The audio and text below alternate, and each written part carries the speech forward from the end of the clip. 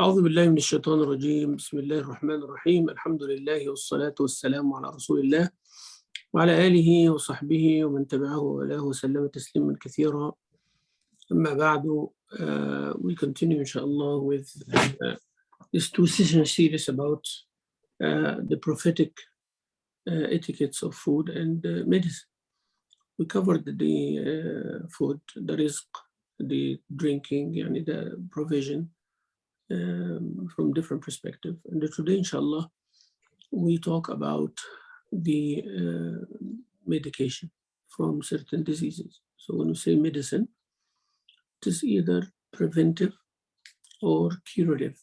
Preventive, taking it would boost your immune system, will act as a support or give you energy and prevent certain diseases from happening, of course, with the permission of Allah Azza wa Jal. Or curative, like somebody have a stomach ache, or somebody had a headache, or somebody had a problem, physical problem, or psychological problem, as we'll see. Then there are certain prescriptions by the Prophet Sallallahu Alaihi Wasallam. First, we have to know that it is out of the rahmah and the mercy of Allah Azza wa Jalla that He made for every disease a medication. Allah subhanahu wa ta'ala says in the Quran, وَنُنَزِّلُ مِنَ الْقُرْآنِ مَا هُوَ شِفَاءٌ وَرَحْمَةٌ لِلْمُؤْمِنِينَ. And we reveal from Quran what is healing, what has the power of healing and mercy for mankind. Scholars differ, and is it shifa, spiritual shifa or physical shifa? It's both. And this is by trial and from Quran, from Sunnah, from the stories of the Sahaba and the Tabi'een. And throughout the history of Islam, we see that physical things were healed by Quran recitation. You recite Quran on a person by putting your hand on the area of sickness or pain, and it goes away with Allah's permission. You recite Quran on water, and a person drinks from it and washes from it, take a bath, or pour it over themselves, and Allah heals them from lethargy, from laziness, from evil eye, and so on. So there are spiritual things as well as physical things. This verse I just told you about, that we reveal from Quran what is Rahmah and Shifa, is in Surah Al-Isra, verse 82. And Nabi sallallahu alayhi wa sallam said in the hadith in Sahih al-Bukhari, ما أنزل الله داء إلا أنزل له شفاء. ما أنزل الله داء إلا أنزل له شفاء. There is no disease that Allah Azza wa Jal created except He created its antidote with it. Shifa. And the hadith in Sahih al-Bukhari in the section of medicine. There is a section in Bukhari called Kitab al-Tib. Kitab al-Tib, the book of medicine. في Sahih al-Bukhari, and this hadith in there. Where in the prophetic medicine, we see lots of healing to physical diseases. Nabi sallallahu alayhi wa sallam was the reference for prescribing these medications. They come to Rasulullah sallallahu alayhi wa sallam. Some of this knowledge that Rasul sallallahu alayhi wa sallam retained from the culture, like Sayyidah Aisha later also, she inherited that from Rasulullah sallallahu alayhi wa sallam, from a culture. The Arabs used to treat and treat certain diseases in a certain way. And Islam approved it. And some of them, they are revelations from Allah Azza wa Jal as well, like the Quran. And the revelation, as we'll see, that Allah told him this thing will heal from that thing. This substance will heal from this disease. And Nabi sallallahu alayhi wa sallam used to tell his Sahaba what is the disease, what is the best medication for it. Not only he tells him, sometimes he tells him how to do it as well. When Nabi sallallahu alayhi wa sallam, he will not say something without Allah's permission subhanahu wa ta'ala. So he gives them natural medicine. What we call now as the alternative medicine or the natural medicine is the prophetic medicine of Rasulullah. It's natural. There's no chemicals. There's no complications, plants or animal-based or dairy-based or from nature, things from nature. Some of the diseases that the Nabi Sallallahu Alaihi Wasallam talked about and prescribed what to do in regards to الحمى. الحمى يعني fever واستطلاق البطن, gases like uncontrolled flatulence or gases. والإسهال, diarrhea. والجروح يعني the wounds, how to deal with them. Poisoning, تسمم. Dental problems. sciatica أو عرق النسا. They call it sciatica, I think. عرق النسا.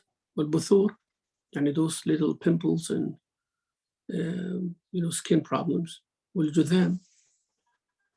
الجذام اللي flesh eating bacteria. الصداع. The صداع is the headache or migraine. To other things.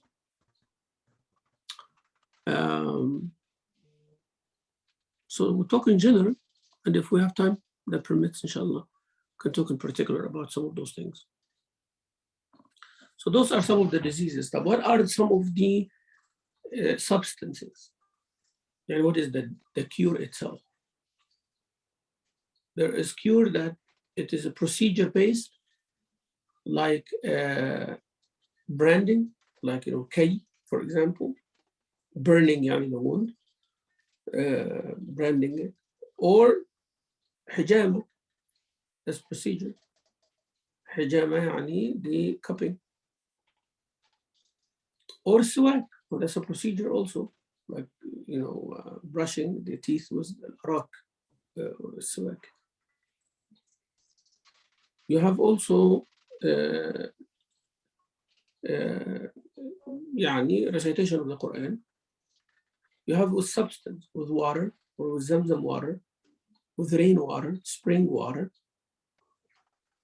You have also with substance, natural substance, like leaves of trees or certain flower. You have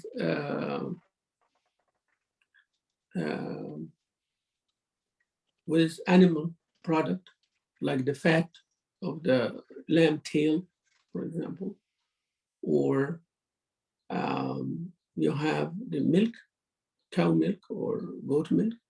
You have camel milk and urine. Also, there are hadith about that, as we'll see. And you have some plant-based, like the black seed, or Indian costus, as we'll see. What is that in a minute? You have the henna, for example, or mendi, as known in English. You have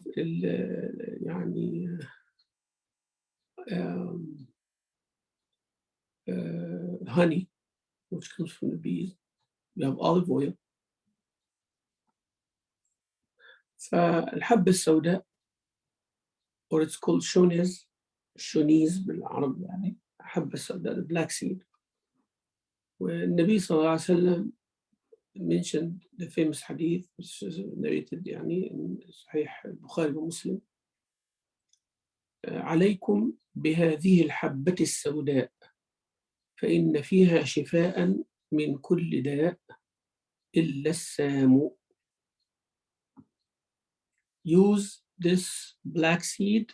It truly, or indeed, it has healing power from every disease except death. Death. Now somebody will say, so how should they do it? That is the part that the Rasul Sallallahu Alaihi Wasallam did not mention specifically. Because for any medicine to work, you have to have the ingredient, you have to have the time, you have to have the quantity, And you have to have the how to do it, how to apply it. You apply it in the oil format, grind format, ground format, or a whole format. You chew it, or you eat it, or you swallow it. You add it to food, or you take it. And when you take it in the morning or at night, and what is the quantity? All those are the ilm, the knowledge. Some would know, some would not know.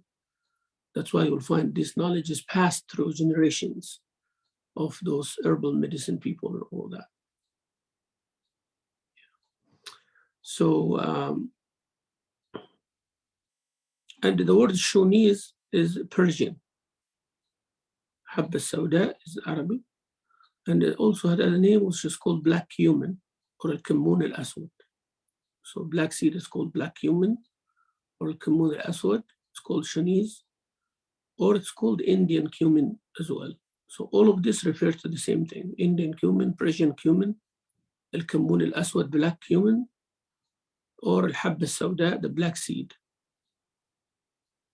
والنبي صلى الله عليه وسلم قال شفاء من كل داء, and for everything. يعني this is a form of exaggeration in Arabic that means يعني almost every disease. بإذن الله يعني, in the name of Allah عز وجل. It is very important.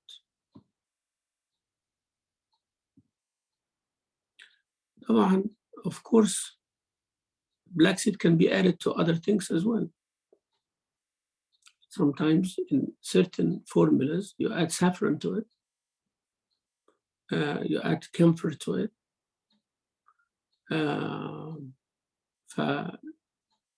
Of course, they divide the diseases to some harra disease and barid disease. And some diseases are cold, some diseases are hot, and some diseases cause fever and all that. Some diseases, like we say here, virus and bacteria, they have different effects and so on. So in herbal medicine, there is lots of classifications in that regard too.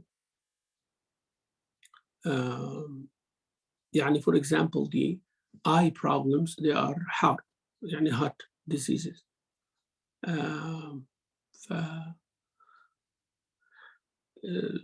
يعني according to the prophetic medicine, they said that the black seed will heal bloating and will heal from leprosy, will heal from fever, will heal from any mucus that it is stuck in the lungs. And it will help with gases and all of that, and it will balance the stomach. And if it is grind, if we grind it and you mix it with honey and you drink it with water, with hot water, it will remove the kidney stones and the bladder stones, and it will help the kidney with its function, and the urine will flow, and it will help with menstrual period for women as well, and for the breastfeeding women. That's if you put the ground black seed with honey and hot water. You drink it with hot water.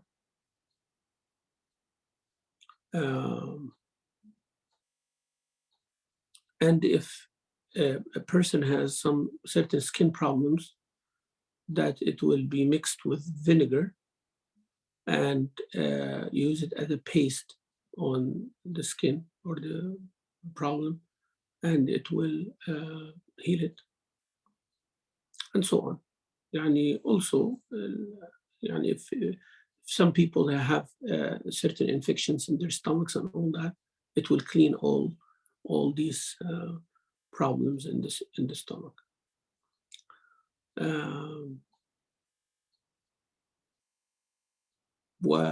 They said even that if you mix the black seed, ground black seed with water, and you put it on the head through a towel or something like that, when somebody had a headache, it will help with that as well.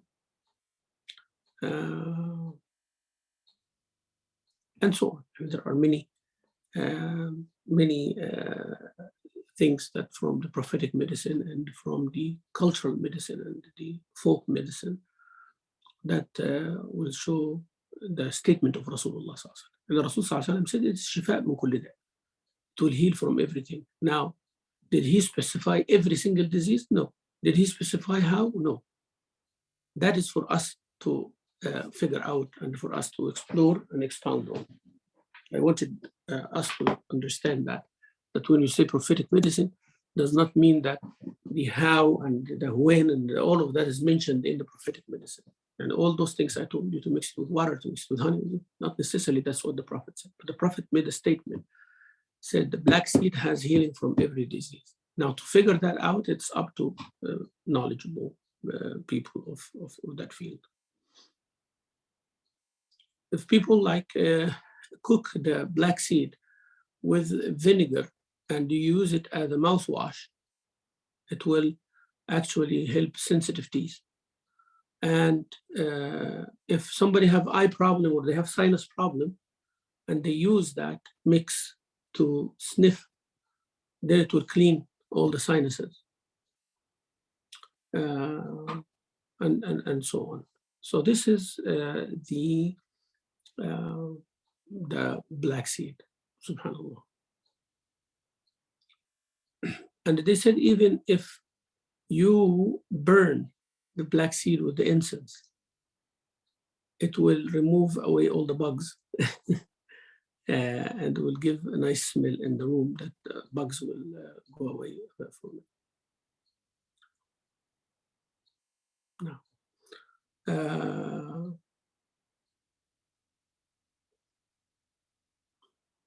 تذكرة داود الأنطاكي, one of the main, the fathers of herbal medicine. His name is Dawood from Antioch in Turkey. He says, يقطع شأفة البلغم والرياح الغليظة وأوجاع الصدر والسعال وقذف المدة وضيق التنفس وفساد الأطعمة واليرقان والطحال واستعماله كل صباح بالزبيب يحمر اللون ويصفيه ورماده يقطع البواسير شربا وطلاء وبخوره ينقص الرأس من سائر الصداع والأوجاع والشقيقة والزكام والعطاس.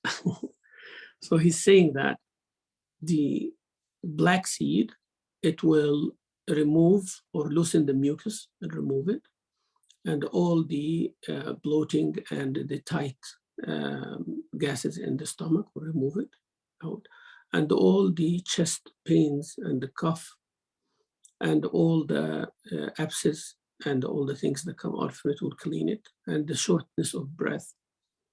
And also it helps with men's, libido and all of that. And it will help with all food poisoning. So if somebody has stomach ache from food or anything like that, they take black seed, it will heal that. And all the problems of the spleen. And if somebody use it mixed with raisins every day and use this mix, they will make their face red. So it will make the blood run into the veins and will remove all these breaking out and pimples and all that. And when you burn it, and the ashes of the burning of the black seed, you drink in water and you paste on what they call al-bawasir. Subhanallah, I remember the name for that.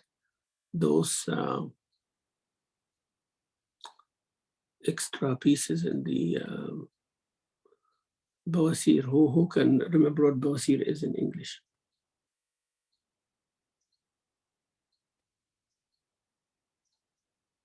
What was the bawasir in English? This is important. Give me a minute and I will add it in the comments. Huh?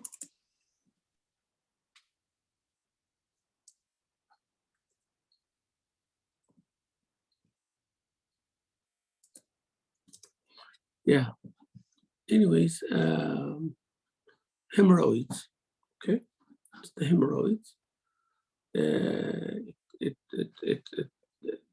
Drinking it and using it as a paste.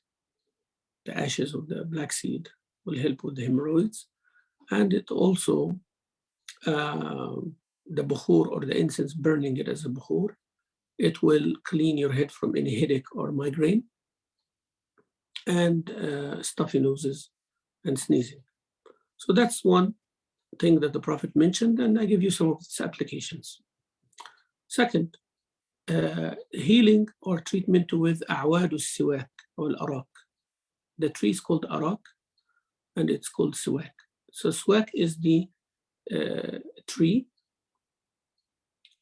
or it is the branch, the stick that you're holding in your hand, or the act itself. It's called the act of siwak. So he is doing siwak, and he is doing the brushing act. And it is the tool itself or the tree itself. It's all called siwak. والإمام مسلم in his Sahih, narrated from Aisha radiallahu anha, she said, قال رسول الله صلى الله عليه وسلم 10 من الفطرة. 10 things are from the innate state of creation. يعني فطرة that Allah likes, created humans with that habit, with that fitra. This is the thing that maintains you well.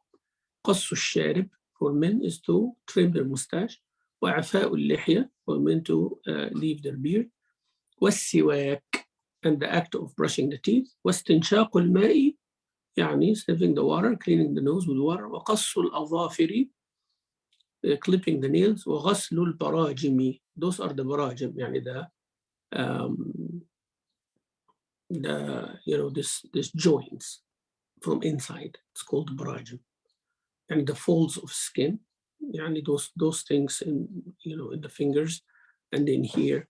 So this is barajim. That's why we have to wash very well when we are washing, and when we do wudu. That's from fitra as well.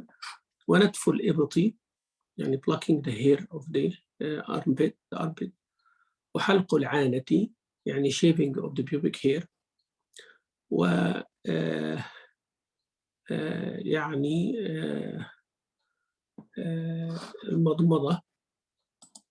المضمضة. ويعني the narrator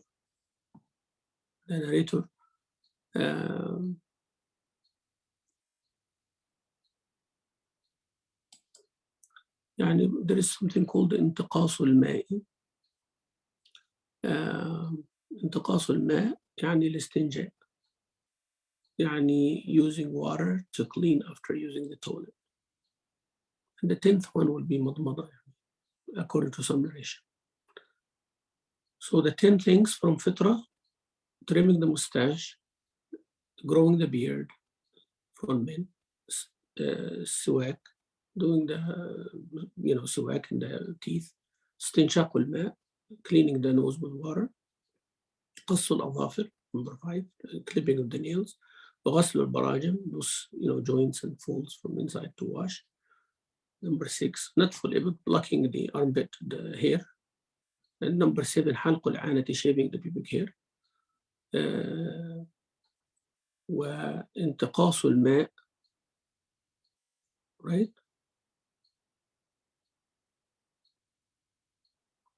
وانتقاص الماء. يعني one of the narrator of the hadith said, I forgot the 10th, maybe it is مضمضة. So there are 10 of them. وهذا في صحيح مسلم وسنن الترمذي. The Nabi sallallahu alaihi wasallam said, if it wouldn't be hard to make it hard for my ummah, I would have ordered them, obligated them to do the siwak. But he didn't, sallallahu alaihi wasallam. He left it. لولا أن أشق على أمتي لأمرتهم بالسواك عند كل صلاة. Would have obligated them to do the siwak before every prayer. And before every prayer, is it before the wudu or before the salah at the iqamah time? Both are correct. So it is sunnah when a person makes the wudu to do the siwak. So you have to do the siwak before you start the wudu, or to do the siwak before you do the madmada. And you do the siwak before, at the iqamah time, you do the siwak before you do the takbir. وفي صحيح البخاري, Rasul sallallahu alayhi wa sallam said, السواك مطهرة للفم مرضاة للرب. It is cleanliness or purification for the mouth, and it is pleasure to Allah Azza wa Jal. There are many hadith about the siwak. What to use the siwak?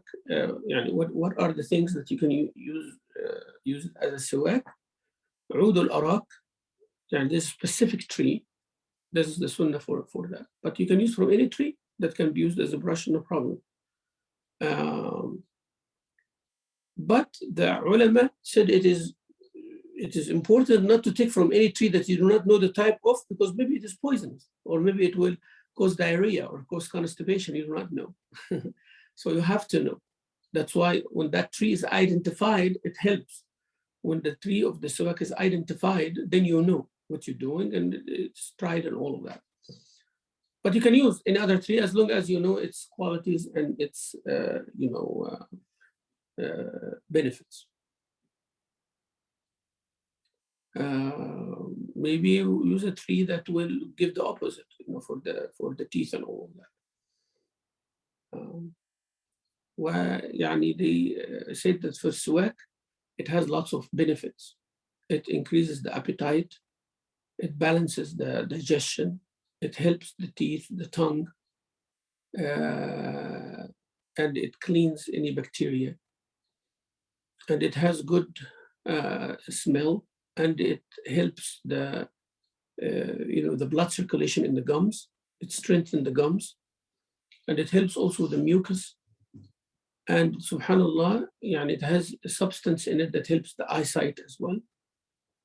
And it balances the secretions of the stomach and all the digestive system.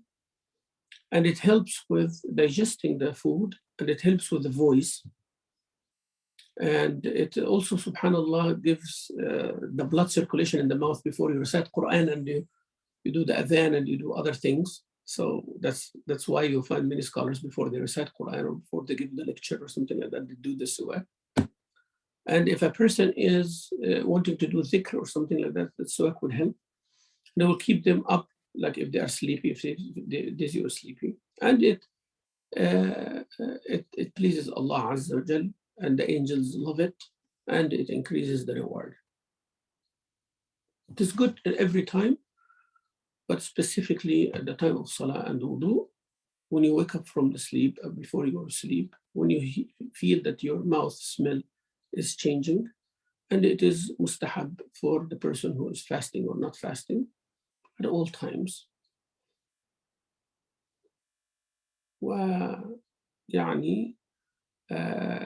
Medical research showed that it has lots of antiseptics and lots of cleaning substance and ingredients, and many things that helps the stomach, and it helps with bleeding, and it helps with many other things, and killing the impurities and all of that. And it has some significant natural ingredients, medical ingredients that it gives all of those benefits. Now, what is the next thing? Now, by the way, there is toothpaste made from siwak. You can order it. I don't know if it's available on Amazon or not, but there is siwak toothpaste. It's called siwak or miswak. The toothpaste is from that.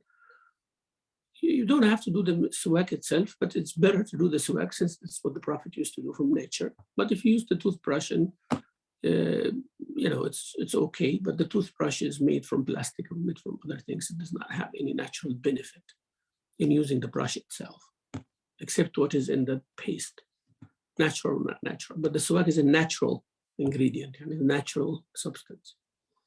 Then comes cupping after that, healing with cupping, the treatment with cupping, according to the prophetic medicine.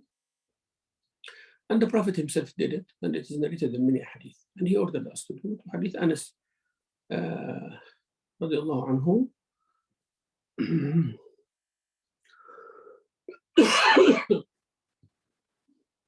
Hadith Anas ibn Malik radiallahu anhu, he said, احتجم رسول الله صلى الله عليه وسلم.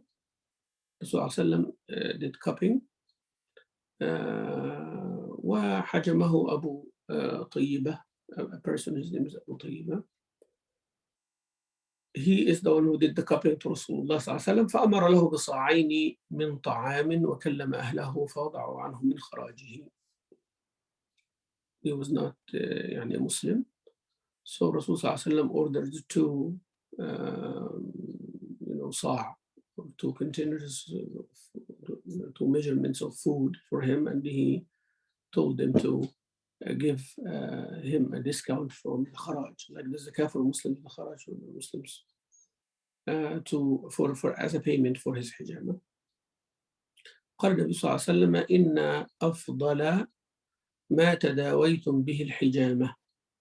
Best thing that you treat yourself with is hijama, cupping. أو هي من أمثل دوائكم, the best of your medications. When the Nabi Sallallahu Alaihi Wasallam made hijama also when he ate from the food that the Jewish woman put poison in it for him. He made hijama also from that. وابن القيم narrated that hadith that the meat talks to Rasulullah Sallallahu Alaihi Wasallam and he told him there is poison in it. So he told the woman, why you put poison for me? She said, if you are a prophet, Allah protect you. If you are a liar, we will get rid of you. فالنبي صلى الله عليه وسلم made hijama,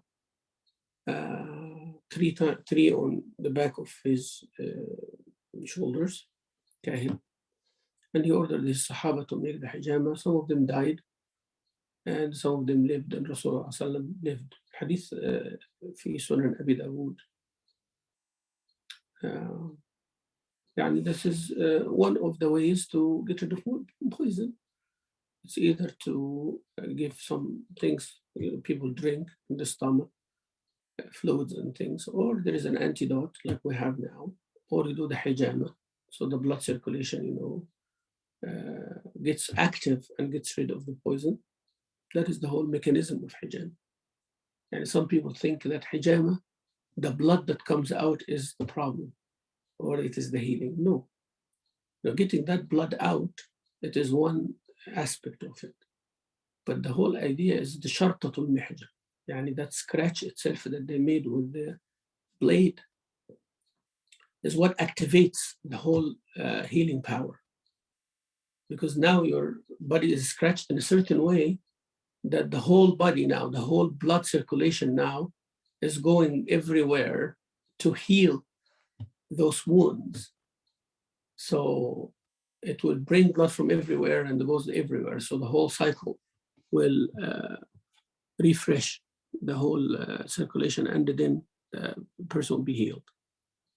But the blood that comes out, of course, it's going to get congealed because it will see air, So some people said, oh, look at the blood, how it is and all that. Yeah, it's part of it, but not all of it.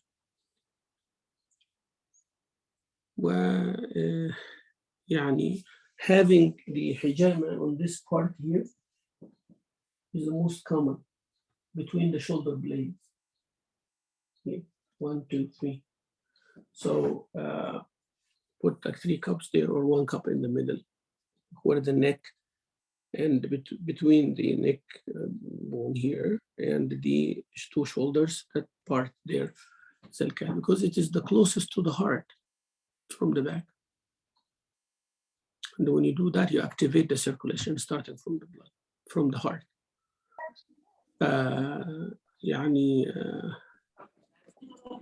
It does not go all out, and all the poison and all that does not go out, but it stays there. That's better. Somebody have a question? Abby?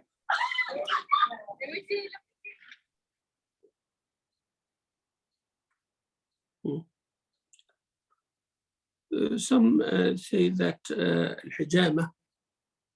الحجامة has to be done in a certain time of the month, but there is no authentic or specific hadith or proof for that. Ibn Sina, for example, in his book The Canon, he said ويؤمر باستعمال الحجامة لا في أول الشهر لأن الأخلاط لا تكون قد تحركت وهاجت ولا في آخره لأنها تكون قد نقصت بل في وسط الشهر حين تكون الأخلاط هائجة بالغة في تزايدها لتزيد النور في جرم القمر. What he says is that there is a, like when the moon is like, like full moon, there is this tide that happens, and it happens with the body as well, in the middle of the month. The beginning of the month, it hasn't started yet. At the end of the month, it is decreased a lot, but in the middle of the month, it is the best time to do the hijab. This is something, but Imam Shafi'i mentioned that hijab can be done at any day, at any time, eating or fasting or anything. And all of other things are to be taken as a professional advice from people who practice and who know. We do not ignore it either.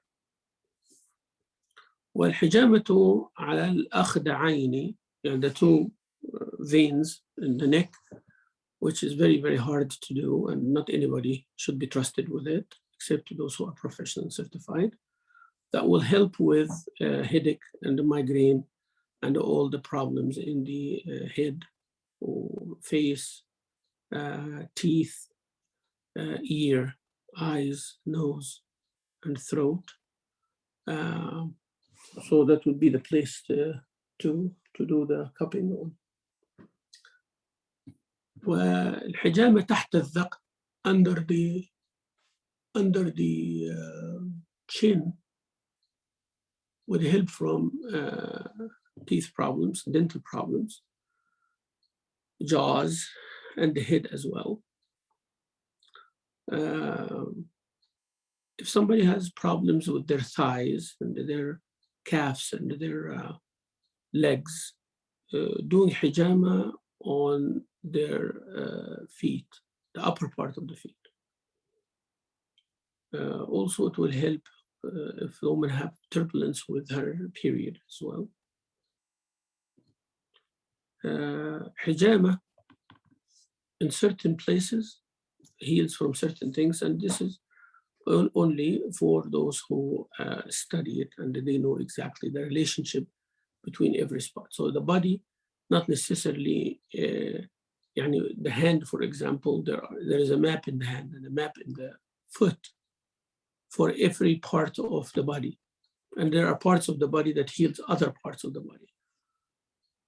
Now, when Nabi Sallallahu Alaihi Wasallam made hijama on both sides of his neck, as well as made hijama on the shoulder blades, and he used to make hijama on the 17th of the month, 19th of the month, 21st of the month.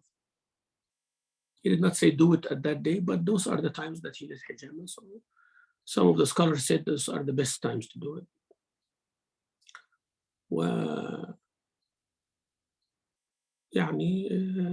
They said to do it in the morning better because it causes weakness. So at least you are aware, your people are awake, and all of that. But if you do it at night and you sleep, you might have low blood sugar or die, or the blood pressure goes down and things like that. So it's important to do it. So they said that you do not do hijama when you're hungry. You do not do hijama after just taking a bath and your body's hot. You do hijama when your fasting is better. First thing in the morning is better. The 17th, 19th, or the 21st, and so on. Now comes healing with another substance, which some people find, gross, or find like it's not authentic, and lots of debates about it, which is the milk of the camels and urine of the camels. Milk of the camels, we understand, but urine of the camels, I want you to think about it from a medicinal perspective, no more, no less. And we would be actually the ones accepted more than anyone before us. Like now, you look at the health industry and the diet and all of that. Anything goes. Anything goes. They say, these pills or this thing comes from the hormones of pregnant women There was some diet, I forgot about it, but they said it comes from the hormones of pregnant women, something like that. And it has some urine of human, yeah, some of urinal pregnant hormone, something like this. And then they put it in an injection for men, and people take these injections and they start losing weight. And nobody said anything, Muslims or not Muslims. So it comes from the fetus or the dead fetus or the placenta or something like that. Creams and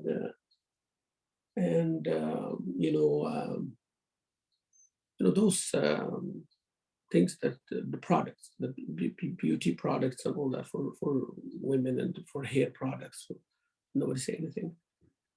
So nobody say anything, but once the Islam says something, said, how come? And the Prophet of Islam telling us to drink the urine of the camel. He's not telling you go make a camel urinate and drink their urine. That's not what it says.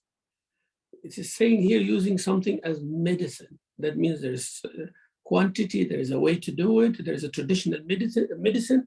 So take it from a medicinal point of view. If you don't want to do it, don't do it. But don't say this hadith is weak or not authentic or there is no way. And are we like Hindus now doing the cow urine? No, we're not doing that. We're not just going to take the urine of the camel and drink it, or take a urine and mix it. No, there is certain percentage, like for every liter of the camel milk, there is how many drops of the camel urine mixed with it in the early morning, and that has to be a female camel in a certain way, at a certain time, and taken for certain diseases.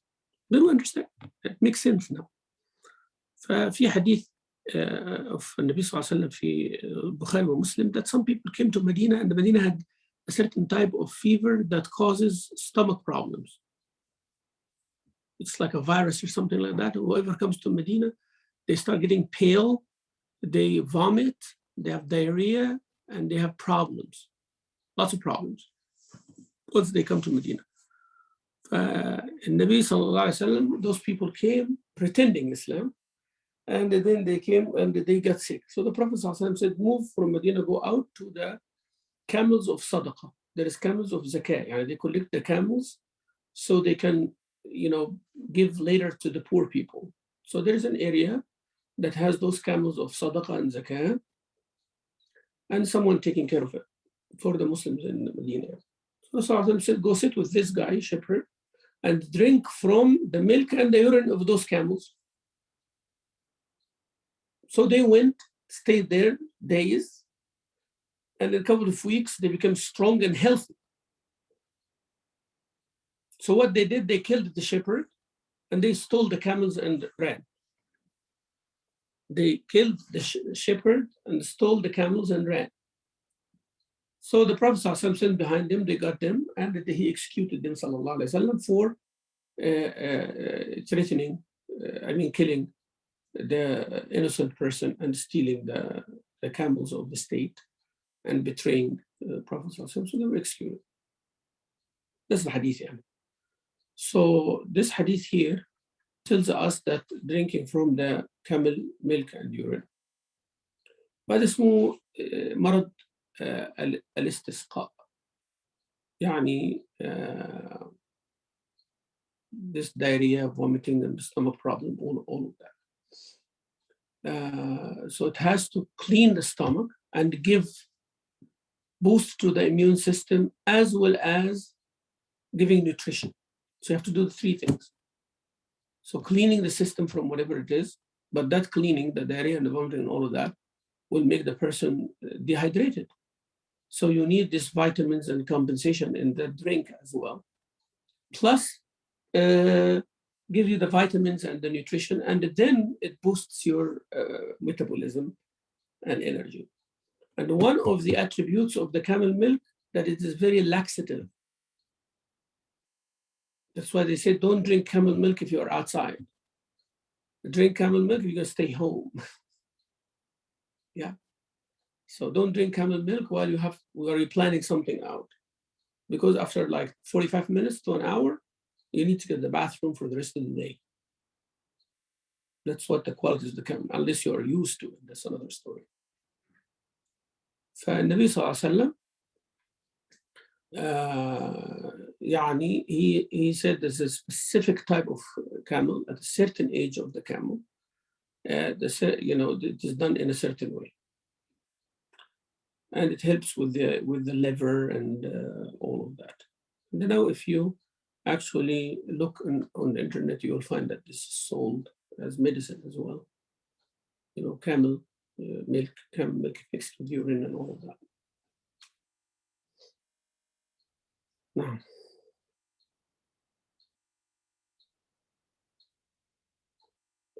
medication through honey. Honey comes from the honey bees. Allah Azza wa Jal said, Surah Al-Nahl, there is a surah named bees, surah number 69, verse number 69 in Surah Al-Nahl. Allah Azza wa Jal said, يخرج من بطونها شراب مختلف ألوانه فيه شفاء للناس. And from its bellies comes out diverse or different colors and different types of drink that has healing power. So subhanallah, we have asal, honey comes from the bees that eat from cedar tree or lute tree. That is the most expensive honey in the world. And it is in Yemen and in Kashmir, in India and Yemen, Hadramaut specifically.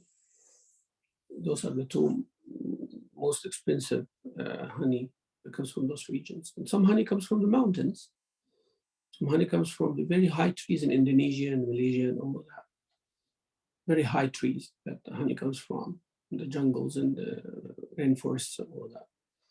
So it depends what the bee eats. So the honey will have certain qualities.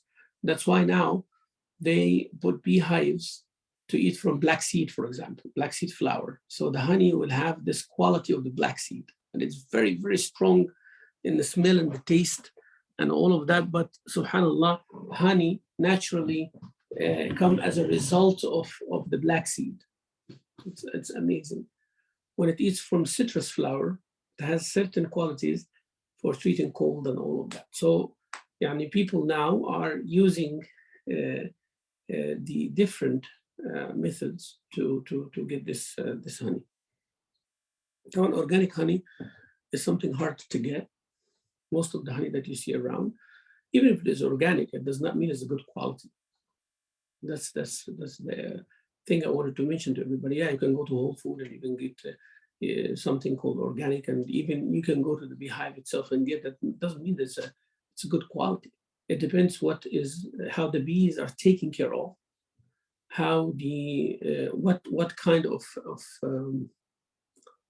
what kind of fruit or tree or plant that it's eating from. Is it organic or not? That thing itself. And then how it is taken care of, and how the honey is harvested, how the honey is got it out, and how to store it and distribute it. Some people make the bee eat sugar. Make the bee eat sugar. They put that sugar in their hives and all that, so the quality of the honey it's cheap, so they can sell more. Yeah, the bee is producing honey, but the bee produces honey from what it consumes. Okay, so when you have organic honey or Texas organic honey or this or that, if your honey, if you leave it and then you find it crystallized, like it becomes like sugar, that means it's not good quality honey. Maybe the guy did not cheat or anything, but it's not good quality honey. And the good quality honey, if you go to YouTube, you'll find that the organic, authentic honey test. There is the paper test, there is the fire test, there is the sand test. There are different types of tests to show you what is the good quality honey looks like. From honey, there are byproducts and other products with the honey. So you will see in the hive itself, there is the royal gel that is made only for the queen, and then the honey. Then there is the unfiltered honey, which is like a paste. It's like butter. And then you have the honey, which is the yellow or transparent color. And you have the unfiltered honey. And then you have the royal gel, which is the highest calorie, highest quality of the honey. And then you have the pollen. The bees have pollen in their feet, so they put it also in a specific part of the hive, and it heals also if a person has some allergies. If they mix the honey with the royal jelly and the pollen of the local area, it becomes an antibiotic from whatever allergy that they have. And I tried that myself and it works. It actually does work. So you have those products there, and you have the wax itself, the wax of the bees that where the honey is. So all of those are medications as well, and it helps with the stomach, and it helps with the blood. It helps with the people in old age. It helps with teeth, with gums, loosening the mucus. It helps as a laxative. It helps with the chest, with the liver and the spleen, coughing. And also if a person have itching or skin problem or anything like that, if they mix it with flour paste, like the flowers, they grind those and the paste that comes from it, they mix it with honey and the person drinks it, it will help with the skin. And it is medication, it's food, it has nutrition as well. And it is, mashallah, very good. And most of the people in the old times, they did not know what sugar is. So they used to sweeten everything with honey. When the Nabi sallallahu alayhi wasallam used to take it first thing in the morning with lukewarm water. So Prophet sallallahu alayhi wasallam would put some honey with lukewarm water and drink it before he eats or drink anything every day. Sallallahu alayhi wasallam. And it keeps your health and energy.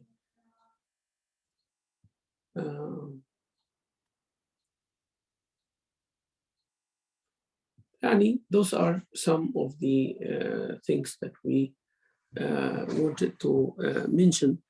Inshallah, maybe next session we can have Q&A and we can add some more types of medicine and some more types of the medicine of the Prophet sallallahu alayhi wa alihi wa sallam. Any questions that somebody here? We also have العلاج بالقسط الهندي, the Indian costus. The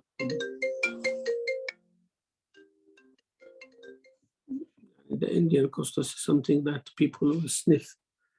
They grind it and all that. There is something called the talbina.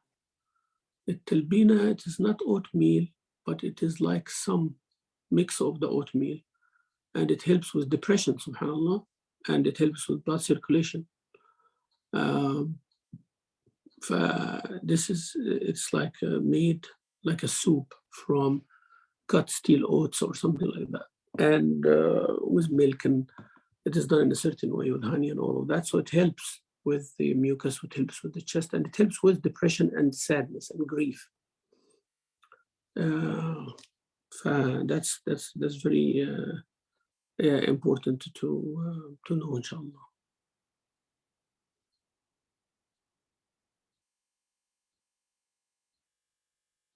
Iman, you there? Yes, I'm here. Okay, so we can wrap it up for today. Inshallah. And inshallah Rabbil Alameen, if you have any questions about the food or the medicine, prepare it. Maybe next time we can go over those questions. And if you have something and you said, is there a healing for it or not, let me know and send me those questions so we can speak about it, inshallah, next time.